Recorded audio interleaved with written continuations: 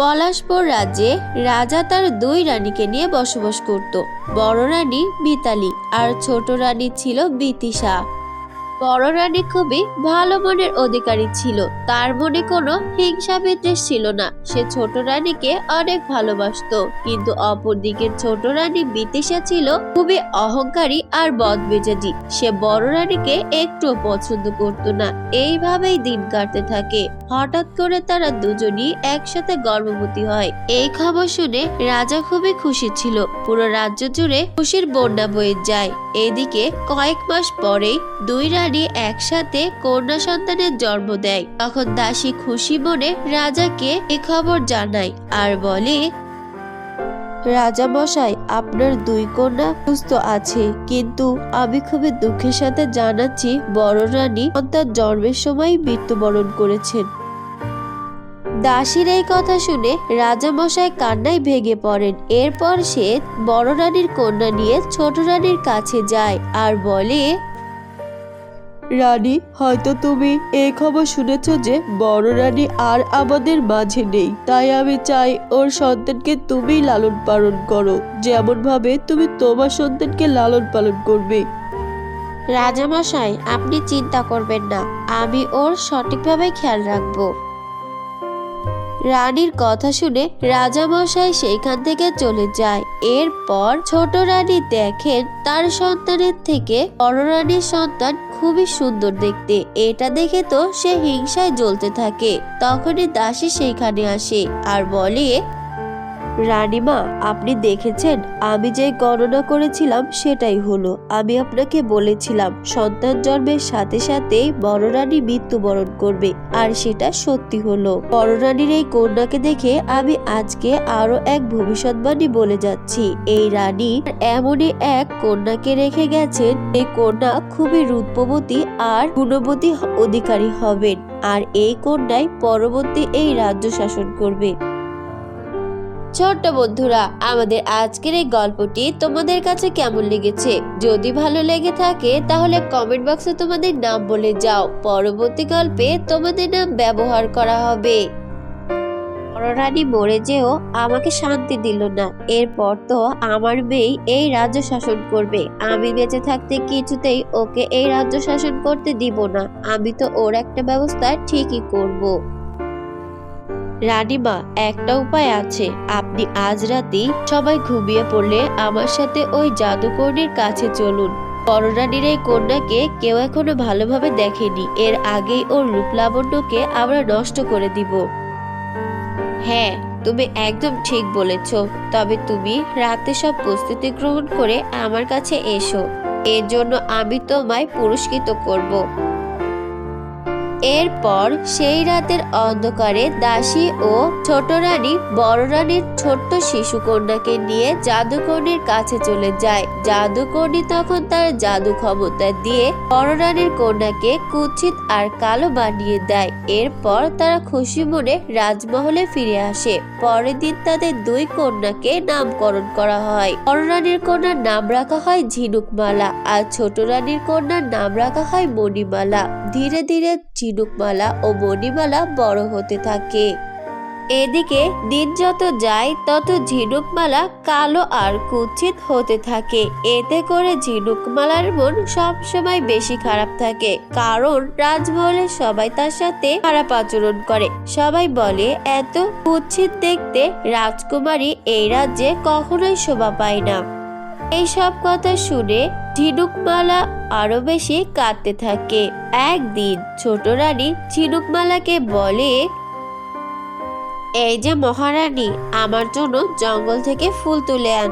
আমার অনেকগুলো ফুল লাগবে।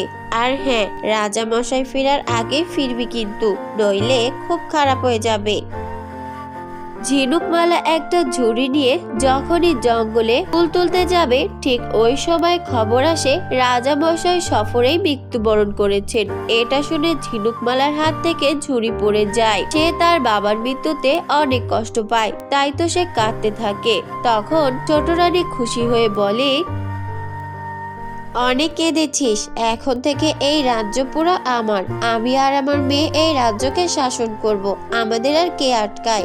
আমার মেয়ের মতো সুন্দরী মেয়ে তো এই রাজ্যের রানী হওয়ার যোগ্যতা রাখে। আর আজকের পর থেকে তুই আর কখনোই এত সুন্দর সুন্দর ড্রেস পরবি না। এই ড্রেসগুলো পরিবর্তন করে তুই দাসীদের পোশাক পরবি। আর আমি সব দাসীদের ছুটি দিয়ে দিচ্ছি, কারণ তুই থাকতে দাসীর কি প্রয়োজন। ছোট রানীর কথা শুনে ঝিনুকমালা কাঁদতে কাঁদতে ঝুড়ি নিয়ে জঙ্গলে চলে যায় তার জন্য ফুল আনতে, আর এক গাছের নিচে বসে খুবই কাঁদতে থাকে। প্রথমে আমি আমার মাকে হারালাম, আর আজ আমার বাবাও আমাকে ছেড়ে চলে গেল। এখন আমি কিভাবে আমার জীবন কাটাবো? হে খোদা, তুমি আমায়ও কেন নিয়ে গেলে না? আমার এই কথা শুনতে আর ভালো লাগে না। সবাই আমার রূপ লাবণ্য নিয়ে আমার কথা শোনায়, সাথে আমার বোন আর মাও। ঝিনুকমালা যখন এইসব কথা বলে কান্না করে, তখনই সেইখানে খুবই সুন্দর এক পরী প্রকট হয় আর ঝিনুকমালাকে বলে, এই মেয়ে, তুমি এইভাবে কান্না করছো কেন? তোমায় তো এরকম বানিয়ে রাখা হয়েছে, কিন্তু তুমি বাস্তবে খুবই সুন্দরী। তোমার আসল রূপ তো শুধু আমি দেখতে পাচ্ছি। ঝিনুকমালা তখন পরীর কথা শুনে অবাক হয়ে যায়। এরপর পরী তাকে সব ঘটনা বলে দেয়। সব শুনে ঝিনুকমালা পরীকে বলে, আমার সৎমা তাহলে আমার সাথে এত বড় অবিচার করেছে, আমি তাকে ছাড়বো না। ঝিনুকমালার কথা শুনে পরী জাদু করে সেইখানে দুটো সোনা ও রূপার চুল প্রকট করে আর বলে, ঝিনুকমালা, এই সোনা ও রূপার চুল তোমার। সোনার চুল পরলে তুমি তোমার রূপ ফিরে পাবে। এমনটা বলেই পরী সেখান থেকে অদৃশ্য হয়ে যায়। ঝিনুকমালা তখন সেই সোনার চুল পরে নেয়, সাথে সাথে সে দেখতে অপরূপ সুন্দরী হয়ে যায়। ঝিনুকমালা তখন খুশি মনে রাজমহলে ফিরে যায়। ঝিনুকমালার সব কথা শুনে প্রহরী দুই মা মেয়েকে সেই কালকোঠরিতে বন্দি করে ফেলে। তারপর থেকে তারা তাদের কুকর্মের শাস্তি ওইখানেই ভোগ করতে থাকে। এদিকে ঝিনুকমালা তার রূপ লাবণ্য ফিরে পেয়ে রাজদরবারের সকল দায়িত্ব গ্রহণ করে, আর এভাবেই সে রানী হয়ে তার বাকিটা জীবন কাটাতে থাকে। ছোট্ট বন্ধুরা, আমাদের আজকের এই গল্পটি তোমাদের কাছে কেমন লেগেছে? যদি ভালো লেগে থাকে তাহলে এখন একটু লাইক দিয়ে আমাদের চ্যানেলটিকে সাবস্ক্রাইব করে দাও। ধন্যবাদ। বহু বছর আগের কথা, ছোট্ট একটা গ্রামে সুনিতা তার মা বাবার সাথে থাকত। তারা অনেক গরিব ছিল। সুনিতা ওই গ্রামের একটা সরকারি স্কুলে পড়ালেখা করত। সরকারি স্কুল হওয়ার কারণে স্কুলের টিচাররা ঠিকভাবে পড়ালেখা করাতো না, এমনকি তারা ঠিক সময় ক্লাসেও আসতো না, সারাক্ষণ আড্ডা দিত। সুনিতা পড়ালেখায় অনেক ভালো ছিল, কিন্তু তার স্কুলের এমন অবস্থা দেখে সে অনেক চিন্তিত থাকত। এইভাবেই একদিন সুনিতা তার বান্ধবীদের সাথে কথা বলছিল। রিয়া, দেখ ওই বড়লোকের মেয়েদের, ওরা গ্রামের প্রাইভেট স্কুলে পড়ে, ওদেরকে গ্রামের লোকেরা কত সম্মান করে। ওদের স্কুলে নিশ্চয়ই অনেক ভালো পড়ালেখা হয়। এইদিকে আমাদের স্কুলটা দেখ, আমাদের স্কুলের টিচাররা তো ঠিক সময়ে ক্লাসেও আসে না, এমনকি পড়ালেখাও অমনভাবে হয় না। আমাদের স্কুলে তো প্রপার ইউনিফর্মও নেই। যদি আমরা এইভাবেই পড়ালেখা করতে থাকি তাহলে আমাদের রেজাল্ট কোনো দিন ভালো হবে না, এইভাবেই খারাপ হতে থাকবে। হ্যাঁ রে সুনিতা, তুই একদম ঠিক কথা বলেছিস, কিন্তু আমাদের আর কি করার আছে বল? আমরা তো চাইলেই প্রাইভেট স্কুলে পড়ালেখা করতে পারবো না, কারণ আমাদের বাবা মার যা ইনকাম তা দিয়ে তো সংসার চালানোই মুশকিল। সেখানে প্রাইভেট স্কুলে পড়া মানে তো বিলাসিত। কিন্তু তোরা জানিস, কাল রাতে আমি অনেক আজব একটা স্বপ্ন দেখেছি। স্বপ্নে আমরা পরীদের স্কুলে পড়ালেখা করতে যাচ্ছিলাম, আর সেখানে পরীরাই আমাদের ক্লাস নিচ্ছিল। তুই পাগল হয়ে গিয়েছিস, এই সব স্বপ্নেই হয়। যেখানে আমরা গ্রামের প্রাইভেট স্কুলে পড়ালেখা করতে পারছি না, সেখানে পরীদের স্কুলে পড়ালেখা করা তো অনেক দূরের কথা। তবে তুই একটা কাজ করতে পারিস, তুই তো পড়ালেখায় অনেক ভালো, তুই তোর বাবা মাকে রাজি করিয়ে গ্রামের প্রাইভেট স্কুলে ভর্তি হয়ে যা। তাহলে দেখবি ভালোভাবে পড়ালেখা করতে পারবি, আর তোকে তোর ভবিষ্যৎ নিয়ে এত চিন্তাও করতে হবে না। হ্যাঁ রে রিয়া, তুই একদম ঠিক কথা বলেছিস। আমি আজই আমার বাবা মার সাথে কথা বলবো এই বিষয়ে। যেভাবেই হোক আমি আমার মা বাবাকে রাজি করাবো, কারণ আমি এই সরকারি স্কুলের এতটুকু পড়ালেখা দিয়ে আমার ভবিষ্যৎ নষ্ট করতে পারবো না। এই কথা বলে সুনিতা বাড়ি ফিরে যায়। বাবা, মা, আমি তোমাদের একটা কথা বলতে চাই। আমাদের স্কুলে পড়ালেখার নামে কিচ্ছুই হয় না, এমনকি সেখানে টিচাররাও ঠিক সময়ে ক্লাসে আসে না। আমি আমার ভবিষ্যৎ নিয়ে অনেক চিন্তিত মা, তাই আমি গ্রামের প্রাইভেট স্কুলে ভর্তি হতে চাই। তোমরা যেইভাবেই হোক আমাকে সেখানে ভর্তি করিয়ে দাও। আরে মা, তুই চিন্তা করছিস কেন? আমি তো একটু আগেই তোর বাবার সাথে এই বিষয়ে কথা বলছিলাম। তোর বাবা তার মালিকের কাছ থেকে 50,000 টাকা ধার করে এনেছে তোকে প্রাইভেট স্কুলে ভর্তি করানোর জন্য। কালই আমরা তোকে প্রাইভেট স্কুলে ভর্তি করাতে যাব। এই কথা শুনে সুনিতা অনেক খুশি হয়ে যায়, আর সে দৌড়ে তার বান্ধবীদের কাছে যায় আর তাদেরকে এই খবরটা জানায়। তার বান্ধবীরাও এই খবর শুনে খুব খুশি হয়। তার মানে তুইও প্রাইভেট স্কুলে পড়বি? উফ, তোর কথা ভেবে আমাদের অনেক খুশি হচ্ছে। যাক, অন্তত তুই ভালো মতো পড়ালেখা করতে পারবি। তবে তোর কাছে একটা রিকোয়েস্ট করি, তুই কাল যখন প্রাইভেট স্কুলে ভর্তি হতে যাবি তখন আমাদেরকেও তোর সাথে করে নিয়ে যাস। আমরা তো ওখানে পড়ালেখা করতে পারবো না, তবে তোর সাথে গেলে হয়তো ওই স্কুলের ভেতরটা দেখতে পারবো গ্রামের বড়লোকের মেয়েরা কেমন স্কুলে পড়ালেখা করে। আরে হ্যাঁ, কেন নিব না? তোরাও কাল আমার সাথেই যাবি, ঠিক আছে? সুনিতা জানতো প্রাইভেট স্কুলে ভর্তি হতে কতটা পড়ালেখা করা লাগে, আর সেখানে ভর্তি হওয়ার জন্য একটা টেস্ট এক্সামও দিতে হয়। তাই সে সারা রাত জেগে পড়ালেখা করে। পরের দিন সকালে সুনিতা তার বান্ধবী ও বাবা মাকে নিয়ে প্রাইভেট স্কুলে যায়। দারোয়ান তাদের জামা কাপড় দেখে তাদেরকে গেটের বাইরেই থামিয়ে দেয়। তাদেরকে কিছুতেই স্কুলের ভেতরে ঢুকতে দেয় না। কিন্তু অনেকক্ষণ ধরে সুনিতার বাবা তাকে বোঝানোর পর সে তাদেরকে স্কুলের ভেতরে ঢুকতে দেয়, কিন্তু সুনিতার বান্ধবীদেরকে ঢুকতে দেয় না। সুনিতার বান্ধবীরা তাদের জন্য বাইরেই অপেক্ষা করতে থাকে। সুনিতা ও তার বাবা মা স্কুলের ভেতরে যায়। তখনই ওই স্কুলের একটা মেয়ের সাথে সুনিতার ধাক্কা লাগে। এতে মেয়েটা অনেক রেগে যায়। আরে চোখে দেখো না নাকি? চোখ কি বাসায় রেখে এসেছো? নাকি আমাদের স্কুল দেখে চোখ কপালে উঠে গিয়েছে? আর তোমরা এই স্কুলে কি করছো? কিন্তু দোষ তো তোমার ছিল, তোমার উচিত ছিল সামনে দেখে হাঁটা। চুপ করো, আবার মুখে মুখে কথা বলা হচ্ছে। তোমাদেরকে এই স্কুলের ভেতরে কে ঢুকতে দিয়েছে? দারোয়ানি আমাদের এই স্কুলের ভেতরে ঢুকতে দিয়েছে, আর আমি এই স্কুলে ভর্তি হতে এসেছি। কাল থেকে আমিও এই স্কুলের একজন ছাত্রী হয়ে যাব। আবল তাবল কি সব বকছে? শুনেছিস রানী, এই ফকিন্নির বাচ্চা নাকি আমাদের স্কুলে ভর্তি হবে। শোন, তোরা কখনো এই স্কুলে ভর্তি হতে পারবি না। যদি কোনোটা পারিস তাহলে এই স্কুল পরিষ্কার করার কাজ করতে পারিস। তোর মতো মেয়েদের বাবা মারা এই স্কুল পরিষ্কার করতে আসে, আর এর বাইরেও একটা কাজ করতে আসে। জানিস সেই কাজটা কি? সেই কাজটা হলো ভিক্ষা করা। ছি, তোমাদের চিন্তা ভাবনা আর মুখের ভাষা এতটা খারাপ, আমার আগে জানা ছিল না। আমি তো ভেবেছিলাম প্রাইভেট স্কুলে পড়া ছেলে মেয়েরা অনেক ভালো মন মানসিকতার মানুষ হয়, কিন্তু তোমাদের মানসিকতা আর কথাবার্তা শুনে আমার ভাবনাটাই উল্টে গেল। হয়েছে হয়েছে, আর জ্ঞান দিতে হবে না। যা ভাগ এখান থেকে, ফকিন্নি কোথাকার। এই কথা বলে ওই মেয়েগুলো সেখান থেকে চলে যায়। তারপর সুনিতা তার বাবা মার সাথে প্রিন্সিপালের রুমে যায়। আপনারা এখানে কি করতে এসেছেন? জি, আমরা আমাদের মেয়েকে এই স্কুলে ভর্তি করাতে এসেছি। ও আচ্ছা, তার মানে আপনি আপনার মেয়েকে এই স্কুলে ভর্তি করাতে চান।